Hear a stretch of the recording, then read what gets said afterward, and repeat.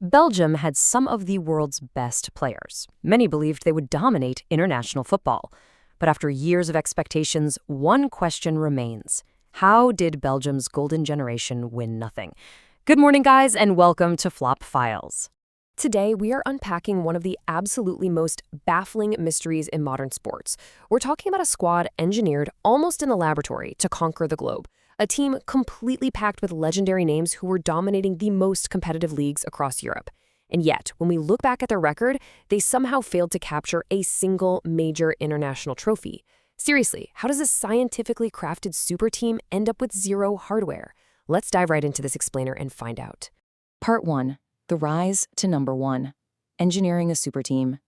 You see, to truly understand the fall, we have to look at their remarkable, almost clinical rise. Because back in the early 2000s, Belgian football was practically a wasteland. They failed to qualify for major tournaments entirely between 2002 and 2012. At one point, their national team plummeted all the way down to 71st in the world rankings. They were a complete non-threat. But that sheer embarrassment, it prompted a radical 10-year intervention from the government and the federation. Entered technical director Michel Sablon. Now, he wasn't looking for some quick Band-Aid fix. He implemented a ruthless nationwide master plan. Sablon partnered up with universities to study thousands of hours of youth matches, and they realized something crucial.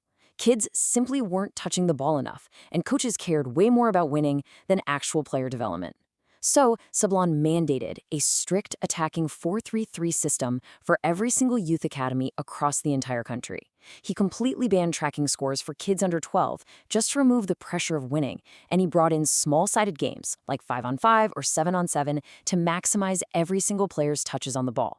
This wasn't just a hopeful idea, guys. It was a unified, scientific pipeline that systematically produced world-class talents. We are talking about absolute legends like Vincent Kompany, Eden Hazard, Kevin De Bruyne, Romelu Lukaku, and Thibaut Courtois. But here is where the story takes a rather dark turn. Just think about this staggering contrast for a second. On paper, this assembly line of superstars dominated global football, easily climbing to number 1 in the FIFA rankings. They arguably had the best starting 11 in the whole world. Yet the reality, an entirely empty trophy cabinet covered in cobwebs, is undeniable. Zero major international trophies won. None. Part 2. Early tests and heartbreaks, 2014 and 2016. Okay, so the crucial question is, what actually happened when this super team stepped onto the pitch when it mattered most? Assembled and dubbed the Wreckers, they were finally ready to take on the world. But almost immediately, cracks began showing under the immense pressure. When you look at their track record across these 4 major tournaments, it is just agonizing. It's like this rhythmic drumbeat of repeated, crushing disappointment. In the 2014 World Cup, their first real test, they were knocked out in the quarterfinals by Argentina after conceding a goal just 8 minutes in. But 2016 was supposed to be their tournament. Instead, it became a national trauma. In the Euro quarterfinals, they faced a far inferior Wales team. And that brilliant moment for Wales was pure, visceral embarrassment for Belgium. Picture this: Hal Robson-Kanu, completely surrounded in the box, executes this gentle little back heel that absolutely bamboozles 3 elite Belgian defenders, leaving him one-on-one with Courtois to score. Wales won 3-1. The Golden Generation went home empty-handed yet again. But surely the 2018 World Cup was going to be the one, right? Part 3. 2018. The missed masterpiece. So close, yet so far. And they really, really were so close. Under Roberto Martinez, the 2018 World Cup in Russia was a masterpiece of suspense and undeniable talent. I mean, they survived a terrifying scare against Japan, fighting back from 2-0 down to win 3-2 in the 94th minute. Then, they delivered an absolute tactical masterclass to beat the 5-time champions, Brazil, 2-1. Martinez deployed Romelu Lukaku out wide to drag defenders away, which let Kevin De Bruyne operate as a false 9 and absolutely tear through the Brazilian midfield. They were playing beautiful, fluid, devastating football. Even though they suffered a heartbreaking 1-0 semifinal loss to the eventual champions France, the sheer dominance of this squad was undeniable. Get this number: 1,211. That is the incredible number of consecutive days Belgium spent sitting firmly at the very top of the FIFA World rankings. Better than Brazil, better than France, better than Argentina. They were the kings of the world on paper. If you're enjoying this story, subscribe to Flop Files and share this video with a football fan. Because as bright as things looked in 2018, the darkness was already creeping in from within, and it was about to tear the whole team apart. Part 4.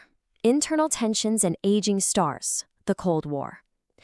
Every successful team needs a strong spine, a connection of trust between the goalkeeper, the midfield, and the attack. But Belgium's spine wasn't just broken, it was actively at war.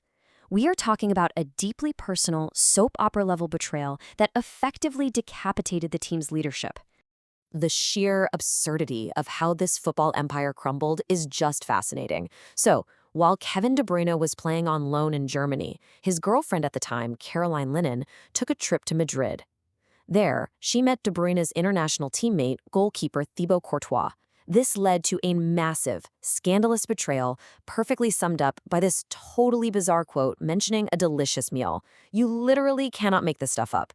When the news broke, it absolutely nuked the Belgian dressing room. For the next 9 years, a literal Cold War, the team's best playmaker and best goalkeeper operated as professional strangers. They reportedly didn't speak a single word to each other. Seriously, how do you win a World Cup when your players look at each other and wish the other would just vanish? You don't. And the toxicity spread like wildfire. The squad fractured into bitter cliques. You had the French speakers versus the Flemish speakers. You had the untouchable veterans forming a wall that the new kids simply couldn't climb over. By the end, a severely declining Eden Hazard was starting over an absolutely on-fire Leandro Trossard, and the younger players were fuming. Manager Roberto Martinez relied almost entirely on vibes-based diplomacy. But let's be real, you simply cannot use diplomacy to fix a decade-old blood feud. Which brings us to this devastating psychological blow right before the 2022 World Cup. When a reporter asked Kevin De Bruyne about their chances of winning the tournament, the team's best player publicly stated, "No chance, we're too old." Just imagine being a veteran defender on that team, preparing for the biggest tournament of your life, and hearing your star player completely write off your chances before it even starts. Part 5. The 2022 World Cup Collapse, a tragedy in Qatar. So, the Wreckers arrived in Qatar for the 2022 World Cup, not looking like the #1 team in the world, but looking more like they were attending a funeral. The collapse was absolute. Even though they technically won their opening match against Canada 1-0, the underlying stats tell the real story. Canada massively outplayed them, accumulating 2.63 expected goals to Belgium's measly 0.77. They were slow, uninspired, and completely disjointed. And behind the scenes, it was even worse. Rumors leaked of a massive physical confrontation in the locker room following a loss to Morocco, with Jan Vertonghen reportedly going after De Bruyne and Hazard. Romelu Lukaku literally had to physically separate his own teammates. The Cold War had definitely turned hot, and their performance on the pitch reflected that total despair. 2.9%. That was Belgium's abysmal shot conversion rate in Qatar. It was the absolute worst of any team that managed to score at the tournament. It is the perfect statistical representation of a total systemic collapse. And then we get to the final, incredibly painful image of their 2022 run. In a must-win game against Croatia, Romelu Lukaku, who was carrying an injury, misses 4 absolute sitters. As the final whistle blew, eliminating them in the group stage, Lukaku walked off the pitch and punched the dugout glass so hard it literally shattered. It was the defining sound of a billion-dollar project finally breaking. Part 6. Legacy of a wasted generation. What could have been? So, what actually went wrong in the end? Ultimately, manager Roberto Martinez remained far too loyal to his aging stars long past their prime, and he completely lacked a tactical plan B when the Golden Boys couldn't deliver that magic on their own. When you weigh the massive expectations against the harsh reality, it summarizes this whole tragedy perfectly. They were expected to completely dominate global football. In reality, they reached 0 major tournament finals. They were supposed to display unified tactical brilliance. Instead, they gave us bitter locker room factions. You see, you can optimize youth academies, you can build perfect training centers, and you can engineer elite athletes, but you cannot entirely script human relationships. Will this generation be remembered for the perfect blueprint or the ultimate failure? Belgium had the players, the talent, and the opportunity. But football can be cruel. Their golden generation may be remembered not for what they won, but for what they almost achieved. Thanks for watching Flop Files.